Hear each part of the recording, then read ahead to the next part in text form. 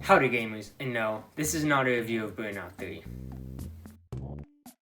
Well frick, if you're still watching, this is going to be a series on the channel where I take a look at forgotten franchises.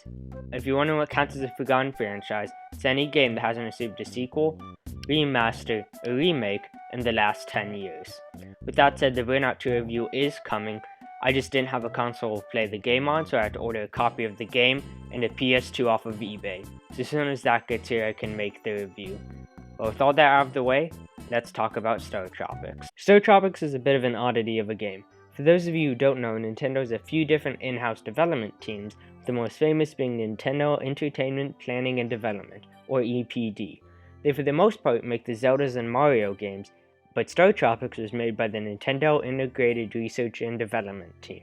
The thing is, for the most part, this team makes console hardware and peripherals for Nintendo systems, but Genyo Takeda, who is the general manager of this team, wanted to make a game primarily targeted at the Western audience.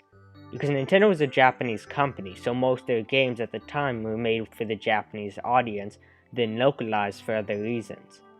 But it turned out that Genyo Takeda's game was a good idea because December 1st, 1990, Startropics was released. Startropics is a top-down puzzle adventure game that has a guy named Mike Jones searching to find his uncle, and at the end of the game you find out that he was kidnapped by an alien named Zoda. After beating Zoda, you also rescue some aliens from Argonia. There's a bit more to it, but since this isn't a review of the game, I won't go into the plot too much. As far as the gameplay loop of Startropics, you talk to people in a village, go into a dungeon, and repeat. It's a very simplified version though. The game has a lot of charm with funny dialogue that made me chuckle a few times, a pretty good soundtrack for the NES, and really good level design, puzzles, and boss fights. Honestly, the only problem I have with this game is the controls are very frustrating. Considering that this game came out at the end of the NES's lifespan, that shouldn't have been an issue. But despite all that, the game didn't perform very well for multiple reasons. First off, like I said, this game already came out right at the end of the NES's lifespan, and at this point, the SNES had already been released in Japan, and was going to release in a few months from when this game came out. Also, the advertising for this game wasn't the best. There was only one TV ad released, which I find amazing, but I'm not too sure if it did the best job of selling the game. Next thing I know, I'm cruising inside a whale. Whoa! And apart from that ad, the only other promotional material for this was it being featured on the cover of Nintendo Power.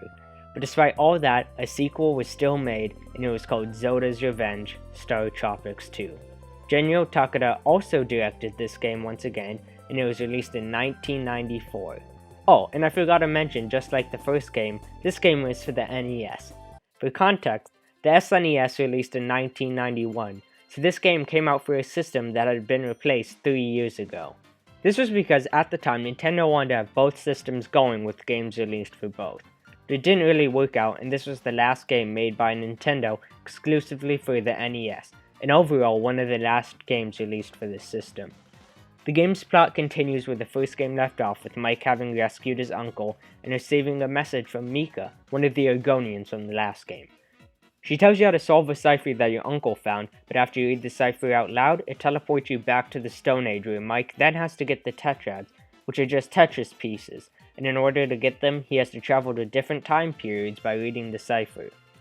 After running into Sherlock Holmes, because of course, he learns that Zoda is actually still alive, except it's not Zoda, it's Zoda X, and there's also Zoda Y and Z that he has to defeat.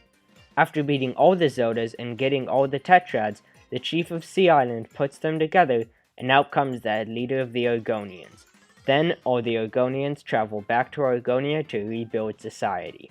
Honestly, I just beat the game and even I'm a little confused. The game never explains why there's a Zoda X, Y, and Z, and they never even say if it's the same Zoda from the first game. Regardless, due to this game being on a pretty much dead system by that point, the game sold even worse than the first game, with this game not even releasing in Europe and only releasing in the Americas.